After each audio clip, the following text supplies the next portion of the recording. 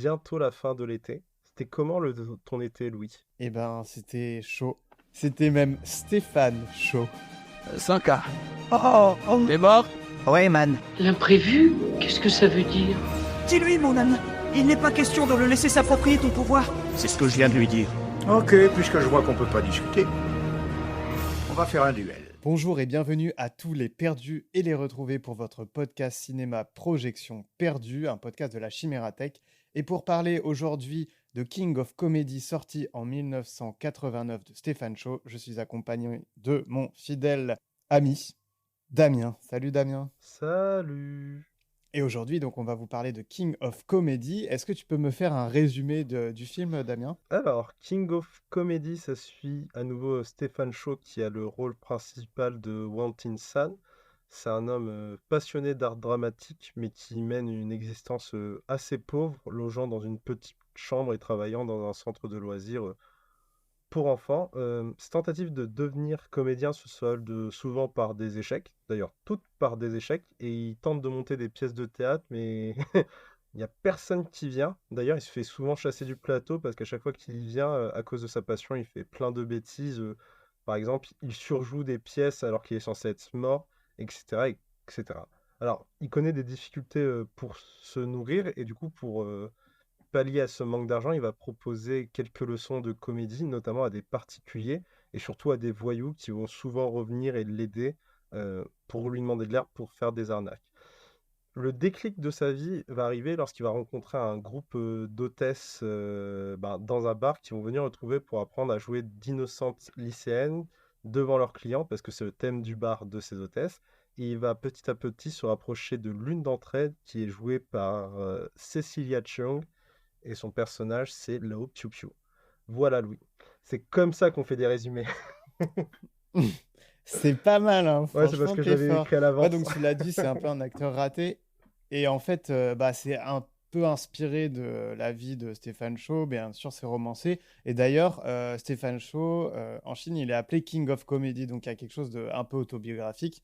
Et puis, c'est avant d'être un réalisateur, c'est aussi un acteur. Et d'ailleurs, donc, il va retrouver un peu son personnage de personne très pauvre qui va vivre dans une chambre. Et dans sa chambre, il y a plein de photos d'acteurs connus. Est-ce que tu les as tous reconnus? J'ai pas joué au jeu de reconnaître qui était dessus, mais j'imagine que quelque part il y a Bruce Lee dessus.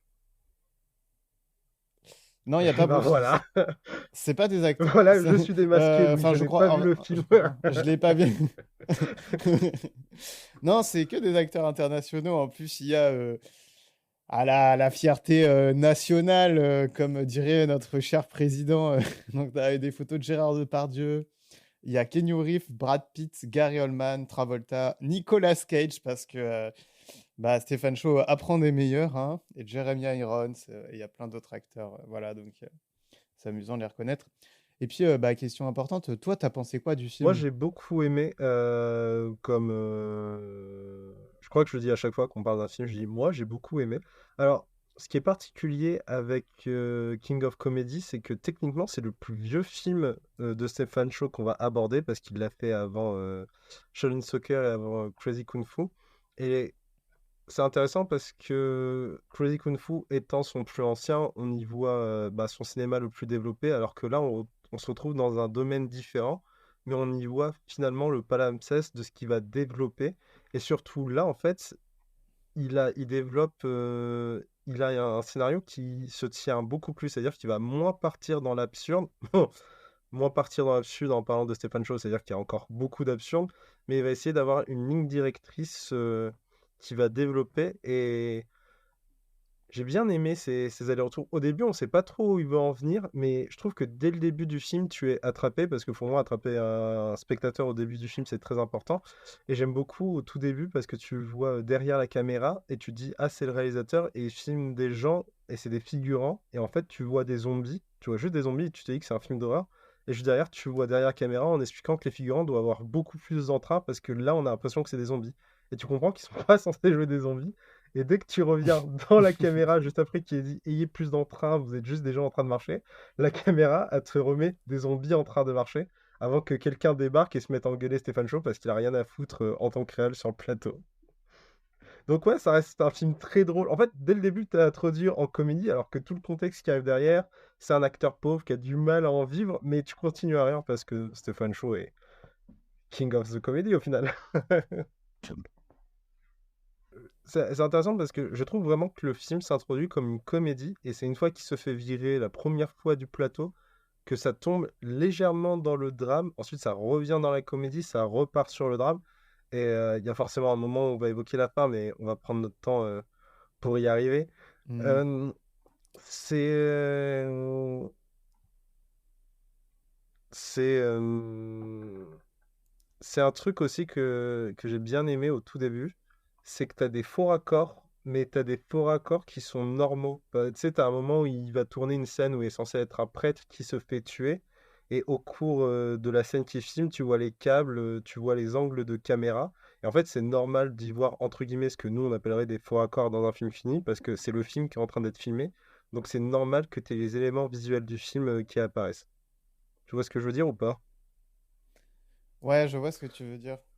Mais d'ailleurs, je précise aussi que c'est une Ouais. co-réalisation avec Lee Dickie et c'est le dernier film qu'il va co-réaliser. Après, il va se mettre à réaliser les films tout seul. Je sais pas si ça a eu une influence vraiment dans le cinéma. Mais ouais, pour revenir à ce que tu disais, c'est une scène assez cool en plus où on voit l'actrice, comment elle s'appelle, Karen Mock, qui avait déjà joué avec Stephen Chow, donc qui est l'actrice principale dans le film. Et elle fait un peu un truc qui me fait vraiment penser à Matrix, qui est sorti la même année. Oui, surtout qu'elle est habillée en cuir et qu'elle joue un peu une super-héroïne. Ouais, c'est ça. Et puis elle vole et puis elle fait du kung-fu, mais elle a aussi plein de flingues, Hmm. etc. Bah, tout à l'heure, j'ai parlé de Ceci Hatchon qui joue l'hôtesse qui va tomber au fur et à mesure amoureux du héros. Elle réapparaît dans Shaolin Soccer. J'avais dit dans l'émission Shaolin Soccer que j'évoquerais à chaque fois qu'on retrouvait quelqu'un. Lorsque tu as la scène où ils affrontent une équipe bah, de femmes déguisées en hommes, elle fait partie l'une des deux joueuses de foot qui fait du kung-fu comme les autres de l'équipe Shaolin Soccer. Et elle fait partie des filles de Sing qu'on avait abordé dans une autre émission, qui sont les actrices que finalement Shaw a lancées à travers sa carrière. Oui, c'est vrai. D'ailleurs, on pouvait réécouter parce qu'on va peut-être moins aborder la carrière de Stéphane Shaw de Ouais. manière générale, comme on l'a déjà abordé dans l'épisode sur Shaolin Soccer Après, et on Crazy pourrait le Kung refaire, Fu. comme ça nous ferait des liens comme dans les précédentes émissions. D'ailleurs, tu savais qu'il a travaillé pour la Golden Averse qui a fait les Tortues Ninja. Non, mais pour le coup, oui, on doit parler de la Golden Averse parce qu'elle a lancé des acteurs, dont un acteur qui fait un caméo et qui est l'un des caméos les plus jouissifs que j'ai vus cette année. Ah bon? Je vois pas de qui tu veux parler. Il Ouais, est c'est un connu? mec qui a commencé comme cascadeur, et d'ailleurs dans le film il joue un cascadeur. Ah, c'est drôle ça, c'est marrant. J'ai pas vu que c'est qui?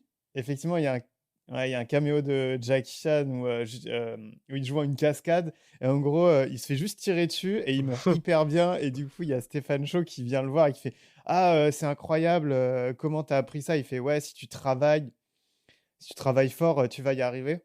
Et c'est un truc qui revient, ce truc de il faut travailler fort et puis il va réussir à réaliser ses rêves. D'ailleurs, c'est le premier plan du film, c'est ça. C'est lui face à la mère qui dit je vais y arriver, je vais devenir le roi de la comédie.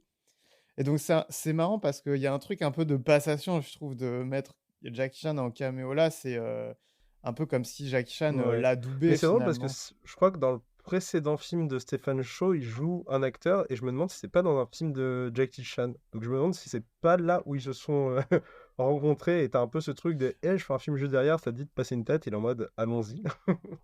Let's go. Ouais, c'est possible qu'il y ait eu un échange comme ça des fois quand les studios sont à côté. Oui.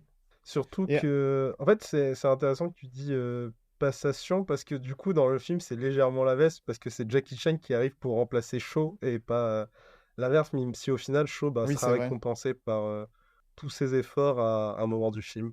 Et ouais, et du coup, dans la suite du film, quand il va apprendre à Piu Piu, c'est assez drôle aussi parce qu'il va lui donner des techniques, mais en fait, on sent que c'est un gros théoricien du jeu. D'ailleurs, il va citer un personnage qui s'appelle, enfin un personnage, un théoricien de jeu d'acteur qui s'appelle Constantin Stanislavski, un théoricien du premier cinéma, du jeu d'acteur, mais russe.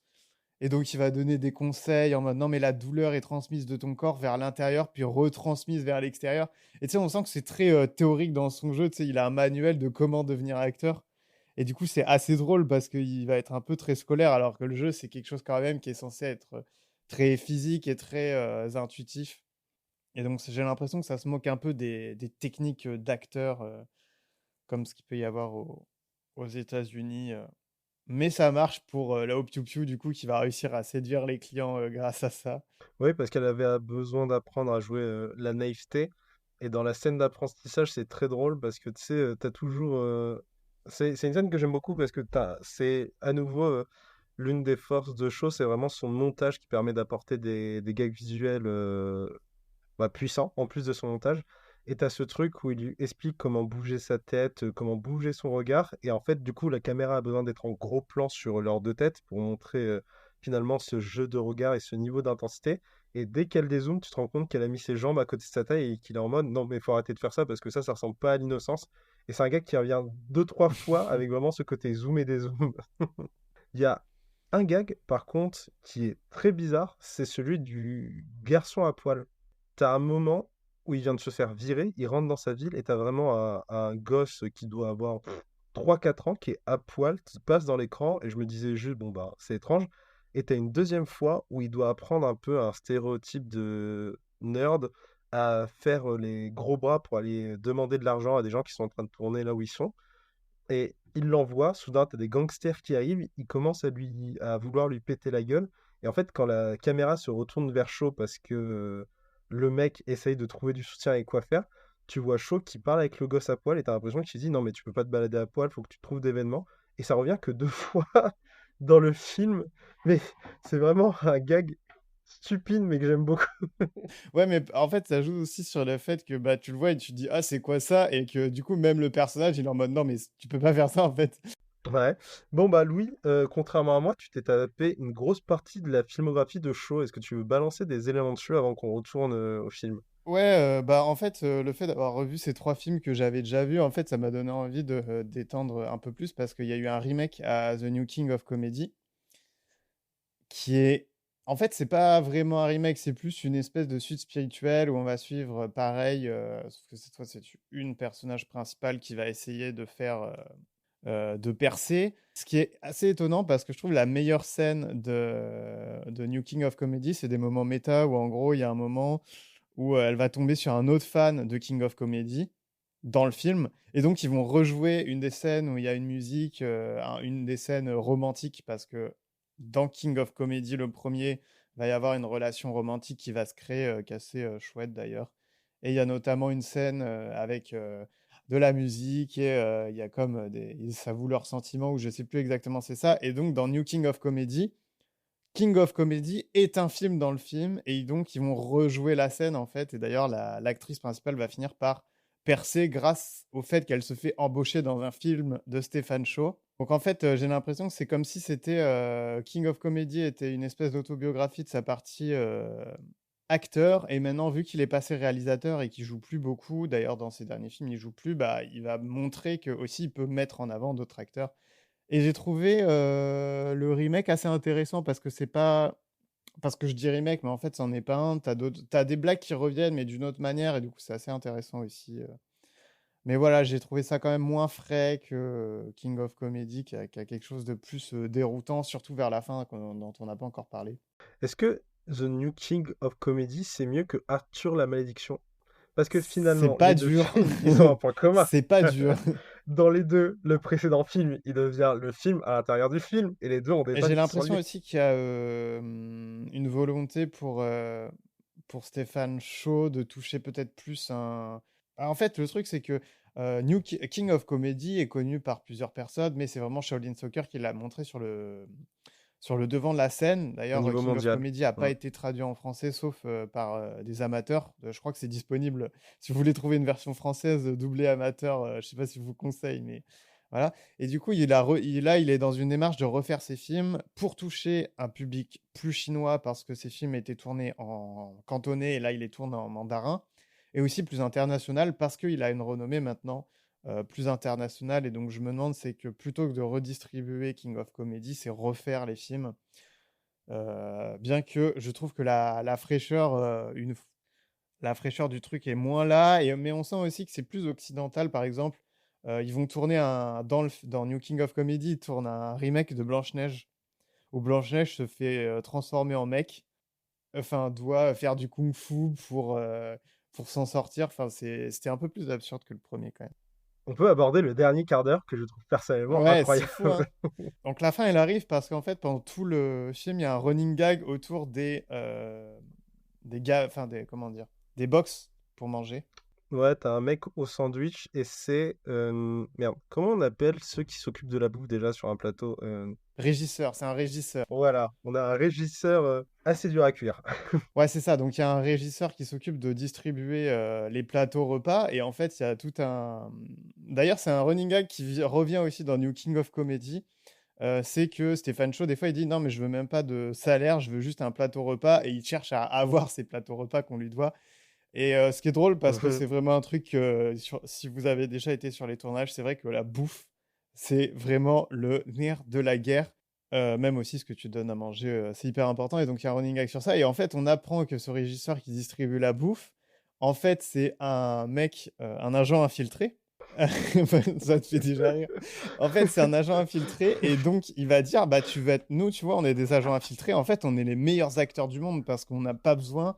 Enfin, on doit jamais dire qu'on est acteur. En fait, on est tout le temps en train de jouer. Donc, si tu veux faire tes preuves en tant qu'acteur, bah tu vas devoir faire semblant d'aller livrer cette bouffe-là, etc. Et donc là, tout à coup, le dernier quart d'heure se transforme en film d'espionnage. En fait, on a un changement de ton qui est hyper inattendu et Un film hyper policier. radical sur un film policier, Non, quoi. ouais, mais indirectement, c'est ce que je disais à nouveau dans les précédents podcasts. Donc, allez les retrouver. Euh, c'est que il a un talent pour changer. Déjà, il a vraiment un talent sur l'humour au niveau des gags visuels et montage, mais il a aussi une grande force de réussir à aborder plusieurs thèmes à l'intérieur de ses films. Et King of Comedy, quand je l'ai vu, je me suis posé la question, est-ce que c'était son chef-d'œuvre ou est-ce que c'était juste un palimpseste? Parce que tu retrouves ce côté vraiment aller d'un gaga à l'autre et aborder différents thèmes à l'intérieur de ton film. C'est-à-dire que durant tout le film, tu as une comédie, un drame, une histoire romantique. Et à la fin, le film, doit faire 84 minutes environ. Donc il fait 1h20. Et les 20 dernières minutes, les 25 dernières minutes, tu vires dans le policier et il faut vraiment se dire que ça tombe d'un coup parce que le régisseur, c'est vraiment, même si les régisseurs, bien évidemment, sur un plateau de tournage ne font pas que ça, mais c'est vraiment son adversaire qui l'empêche d'avoir son plateau repas parce que le seul moyen de l'avoir, c'est d'avoir travaillé et vu qu'il se fait virer à chaque fois, il lui interdit. Et vraiment, quand il débarque en disant je reconnais ton potentiel, est-ce que tu veux aller plus loin et que tu découvres que c'est un agent infiltré qui lui demande de jouer un agent infiltré pour faire tomber un truc de drogue. Sur le début, tu te marres parce que c'est vraiment stupide. Et dès que tu rentres dans le truc policier, tu vas avoir une montée en tension qui est incroyable. Tout se joue sur un truc tout con qui est que l'agent doit rentrer à l'intérieur, passer un appel et que Shaw joue un livreur. Et la première tension qui arrive, c'est que Shaw il regarde sa montre, ça veut dire que qu'il reçoit l'appel ou pas, qu'il sera un faux appel, il doit débarquer à un moment précis et durant le début de l'action policière, le policier arrive, essaye d'appeler pour commander à bouffer parce qu'il a faim, et ils sont en mode non, on a déjà préparé à bouffer. Il fait ouais, mais j'aime pas trop ce plat. Ils sont en mode ça tombe bien, on en a fait un autre. Et finalement, t'as un livreur qui débarque. Je vais pas Ouais. raconter toute la scène, mais voilà. Et t'as vraiment un truc de dingue que le ton du film change de tout au tout avant de revenir dans les 10 dernières minutes à nouveau sur de l'humour. Et c'est vraiment un truc, en rematant juste 3 films de show, qui m'a totalement impressionné. C'est vraiment sa capacité à changer de thème à l'intérieur de ses films et à ne pas perdre finalement le spectateur. Ouais, d'ailleurs, il arrive aussi à faire un film de romance qui fonctionne assez bien, je trouve. Même si la romance n'est pas omniprésence, etc., tu as toute la relation avec Piu Piu qui fonctionne, je trouve. L'acteur Vas-y. qui joue le régisseur, je tenais à préciser, c'est le même acteur qui joue l'entraîneur dans Shaolin Soccer. Oui, la romance, j'aime beaucoup parce que c'est une romance qui fonctionne vraiment parce que dans les films de romance, tu as toujours un personnage qui a un objectif, l'autre qui a l'autre, et tu arrives toujours au moment où c'est dans le dernier quart d'heure, ils se sont rapprochés, mais il faut que tout aille mal pour à nouveau les séparer. Et ce que j'aime beaucoup, c'est que là, en fait, il n'y a pas quelque chose en soi qui va mal. c'est qu'ils se sont retrouvés, mais de base, c'est pas un film romantique. C'est-à-dire que de base, chacun des deux personnages a un objectif à mener. Ils vont se rencontrer au cours et le moment, entre guillemets, de séparation, il n'y a pas de dispute ou autre. C'est juste que Stephen Chow essaye d'être acteur et il arrive enfin à avoir une proposition. Et Piu Piu, qui elle avait du succès dans son bar à hôtesse, en fait, en part au final pour essayer de le retrouver, mais elle veut pas l'empêcher de devenir acteur. Et pareil, c'est juste avant la scène policière et tu arrives à avoir une montée de romance qui est super belle avec finalement les deux personnages peuvent être ensemble. Vraiment, les enchaînements de thèmes à l'intérieur du film de genre sont parfaits et toujours saupoudrés par l'humour qui domine le tout. En fait, Notamment le fait qu'elle va vers lui en voulant le moment des retrouvailles où il doit partir et elle veut le retrouver. Elle arrive avec le visage tuméfié de bleu et légèrement gonflé parce qu'elle s'est fait taper. Donc, dans l'immédiat, c'est pas cool, mais dans la scène, ça devient légèrement drôle. ouais, c'est ça, il y a quand même une naïveté assez chouette. Et c'est vrai que dans les romances, c'est toujours frustrant. Enfin, ça m'agace toujours un peu quand le moment où, ah, c'est avant le film et du coup, ils sont ensemble ou pas ensemble, mais il faut qu'il y ait un quiproquo ou un truc qui les sépare. Et je trouve ça toujours un petit peu artificiel et tiré par les cheveux. Y compris dans L'Arnaqueur, dont on a aussi fait un podcast. Non! Non, et Bah, tu sais pourquoi? Parce que L'Arnaqueur, c'est pas une comédie romancée. voilà, en tout cas, c'est une comédie, ça c'est sûr.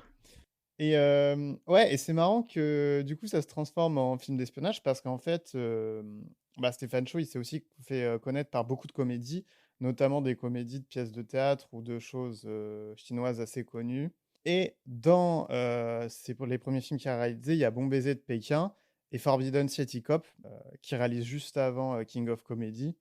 Il a fait aussi God of Cookery entre les deux, mais bref, et qui sont des parodies de James Bond en fait, parce qu'il y en a un, il joue un personnage qui s'appelle 007 et un autre qui s'appelle 008, que j'ai vu aussi, et c'est assez drôle. Et donc en fait, les premiers films qu'il a réalisés, c'est des parodies d'espionnage. C'était le dernier podcast de projection perdue estivale dédié à Stéphane Chow. Donc c'était une trilogie, on a parlé de King of Comedy. Merci à toi Damien de m'avoir Mais accompagné. de rien, Louis. Je suis content d'être avec toi pour la fin du show. C'était un jeu de mots. Non. Si c'était le cas. Ok, on est en outro là.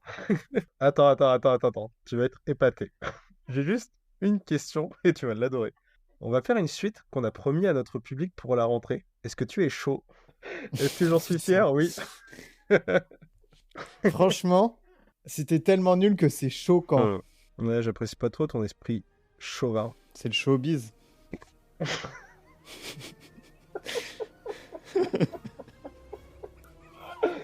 Ok, là c'est vraiment la fin.